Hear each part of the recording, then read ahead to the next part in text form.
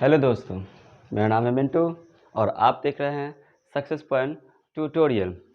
आज मैं आप लोगों को अकाउंटिंग टर्म से रिलेटेड कुछ वर्ड्स सब बताऊंगा, जिससे आपको अकाउंट्स को समझना बहुत ही आसान हो जाएगा। क्योंकि 10th तक बच्चों के लिए अकाउंट बिल्कुल नया होता है, क्योंकि 10th तक वो अकाउंट कुछ पढ़ते ही नहीं हैं। 10th के बाद वो अकाउंटिंग में आते हैं तो उनको शब्दों का बहुत ही दिक्कत होता है कि क्या क्या शब्द है जो अकाउंटिंग टर्म में यूज़ होते हैं। इसलिए मैंने आज आप लोगों के लिए कुछ शब्द यहाँ रख दिए हैं।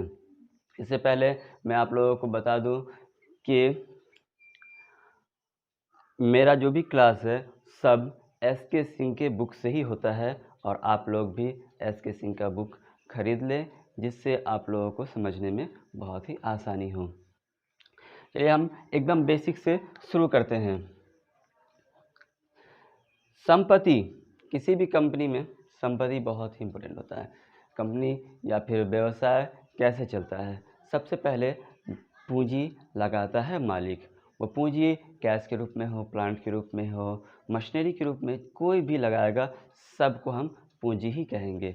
वो पूंजी लगने के बाद वो संपत्ति में हमारे यहाँ बदल जाता है, और जितनी संपत्ति होती है उतनी दायित्व भी। संपत्ति और दायित्व हमेशा बराबर होता है।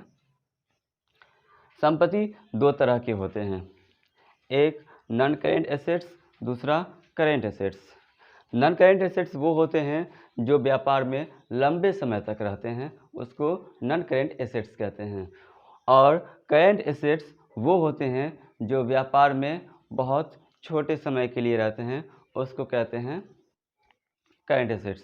करेंट एसेट्स में आपको गुड्स आता है, माल, वो बहुत छोटे समय के लिए होते हैं। जबकि नॉन करेंट एसेट्स में आपको मशीनरी, प्लांट, मोटर कार, जो भी लंबे समय के लिए है सब कुछ आ सकते हैं।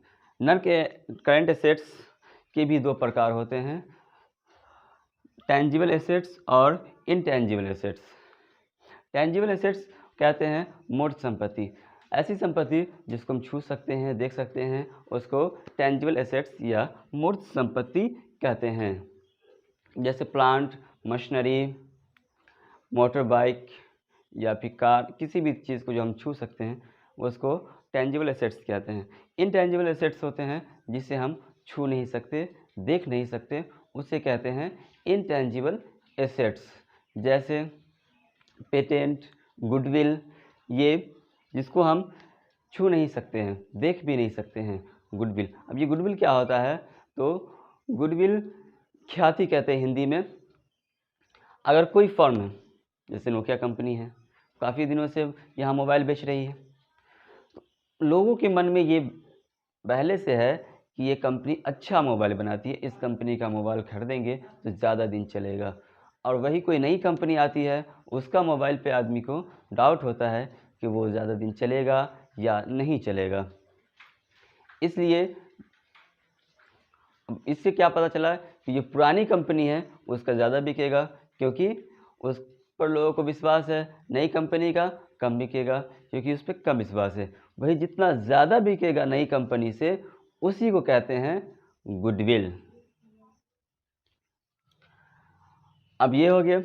अब कुछ टर्म्स है जो हमारे बैंकिंग में, अकाउंट्स के लिए बहुत ज़रूरी है। पहला है कैपिटल। कैपिटल होता है पूंजी। मालिक जितना भी पैसा व्यापार में लगाता है उस सब को कैपिटल कहते हैं। जितना भी पैसा हो व्यापार में लगाएगा वो सब कैपिटल में ही जाता है। अगर मालिक पैसा देगा, कैश अकाउंट दिया तो कैपिटल अकाउंट ट्रांसफर कर देंगे। अब आता है एक्सपेंस, खर्च। व्यापार में बहुत सारे खर्च होते हैं। माल की खरीद से लेकर के माल की बिक्री तक बीच में बहुत प्रोसेस होते हैं जिसमें खर्च होते रहते हैं। इसको कहा जाता है एक्सपेंस। इनकम, माल बेच करके या फिर कमीशन प्राप्त करके या फिर क्या कहते हैं, इन्वेस्टमेंट से, डिविडेंड के रूप में कुछ भी हमको फ़ायदा होगा, वो सब कुछ जो आएगा उसको इनकम कहा जाता है। अब इन्वेस्टमेंट क्या होता है, इनकम क्या होता है। व्यवसाय तीन तरह का होता है। एकाकी व्यवसाय, प्रोप्राइटरशिप, दूसरा होता है साझेदारी, पार्टनरशिप, तीसरा होता है कंपनी। तो कंपनी की बात कर रहे हैं, तो कंपनी में जो स्टार्ट किया जाता है तो वो ऐसे ही बिना रजिस्टर्ड किए एकाकी या पार्टनरशिप की तरह नहीं हो सकता है। उसके लिए सेबी के गाइडलाइन को देखते हुए वहाँ से रजिस्टर करना पड़ेगा, वहाँ से ही चालू होगा। जब चालू हो जाता है तो पूंजी अर्जन करने के लिए, पूंजी प्राप्त करने के लिए कंपनी से वो ये जारी कर सकता है, शेयर जारी कर सकता है। अंश कहते हैं हिंदी में शेयर को। वो जारी करेगा, लोग अंश खरीदेंगे तो उसमें पैसा जाएगा। तो वो अंश खरीद के उसमें पैसा लगाना इन्वेस्टमेंट कहलाता है। ये इन्वेस्टमेंट हो गया। अब आता है डिविडेंड। तो डिविडेंड, अगर हम जो भी इन्वेस्टमेंट किए हैं उस पे हमको जो प्रॉफिट आएगा उसको कहते हैं डिविडेंड। यानी अगर 1 लाख प्रॉफिट हुआ किसी कंपनी को और 10,000 शेयर होल्डर्स है, शेयर है, तो वो 10,000 शेयर में पूरा बराबर बटेगा डिविडेंड। इसको ही प्रॉफिट को जो बराबर बांटना डिविडेंड कहलाता है। यह हो गया डिविडेंड। अब आते हैं एक्सपेंडिचर। कंपनी में बड़े बड़े खर्च होते हैं, जो भी बड़े बड़े खर्च है सबको एक्सपेंडिचर कहते हैं। रेवेन्यू मतलब होता है आगम। कंपनी में जो भी प्राप्तियां हैं, जहाँ से भी आती रहती हैं, चाहे वो सेल्स से हो, कहीं से भी, ये प्राप्तियां जो भी है वो सब रेवेन्यू कहलाता है। डेटर्स उसको कहते हैं जो कंपनी के पैसे जिस पर बकाए होते हैं उसको डेटर्स कहते हैं। यानी दूसरे शब्दों में कह सकते हैं कि व्यवसायी को जिससे पैसे वसूलने हैं उसको कहते हैं डेटर्स। क्रेडिटर्स है जो जिसके पैसे लिए होते हैं हम उसको कहते हैं क्रेडिटर्स। जिसको पैसे चुकाने होते ये भी कह सकते हैं। गुड्स मतलब माल होता है। माल उसको कहते हैं जो भी कंपनी या फिर जो भी व्यवसाय जिसका व्यापार करती है उसके लिए वो माल है। जैसे कोई किताब बेचता है तो किताब उसके लिए माल हुआ। अगर कोई कंपनी ट्रक बेचता है तो ट्रक उसके लिए माल हुआ। अगर कोई कंपनी फर्नीचर बना कर बेचता है तो उसके लिए माल हो गया फर्नीचर। तो गुड्स का मतलब माल होता है। कॉस्ट मतलब लागत होता है। उस माल को तैयार करने में जितना खर्च आता है पूरा जोड़ करके उसको कॉस्ट कहते हैं। टोटल कॉस्ट निकाला जाता है, खर्च। उसके बाद स्टॉक, साल के अंत में नहीं बिके हुए माल या फिर खरीदे हुए माल में से बिना बने हुए माल जो बच जाता है उसको स्टॉक कहते हैं। स्टॉक दूसरे तरीके से फाइनेंशियल ईयर 1 अप्रैल से 31 मार्च होता है, तो 1 अप्रैल को ओपनिंग स्टॉक रहेगा भाई और 31 मार्च को क्लोजिंग स्टॉक होगा। ये स्टॉक रॉ मटेरियल का भी हो सकता है, बने हुए सामान का भी हो सकता है। तो इंग्लिश में ऐसे इन्वेंट्री भी कहते हैं इसको, हिंदी में रहतिया कहते हैं। परचेज, जो कुछ भी माल क्रय करते हैं उस क्रय के लिए अकाउंट के बुक में परचेज लिखा जाता है, उसको परचेज ही लिखते हैं। पहले के टाइम में गुड्स लिखा था लेकिन अब ये बंद हो गया है, अब सिर्फ लोग परचेज लिखते हैं। सेल्स, बने हुए माल को बेचना सेल्स कहलाता है। बने हुए माल को बेचना सेल्स होता है। प्रॉफिट, अब जितने में खरीदे बाकी जितना भी कॉस्ट है वो सब लगा करके जो हम बेचेंगे, जितना ज़्यादा में बेचेंगे वही अंतर की राशि जो है वो प्रॉफिट हो जाएगा। लॉस मीन्स हानि। अगर हमको कभी कभी क्या होता है कि कम कीमत पर ही बेचना पड़ जाता है सेल्स के, बहुत सारा इसके वजूहात हैं। कभी माल ख़राब हो गया, कभी कंपटीटर आ गया, कभी मौसम ऐसा आने वाला हो जिससे माल ख़राब हो जाए तो पहले बेच देते हैं। तो कम कीमत पर बेचना पड़ जाता है, उसको कहते हैं लॉस। जितने कम पे बेचेंगे उतना लॉस हुआ, यानी परचेज और सेल्स का डिफरेंस करेंगे तो अगर सेल्स कम है तो वो लॉस होगा, सेल्स ज़्यादा है तो प्रॉफिट होगा।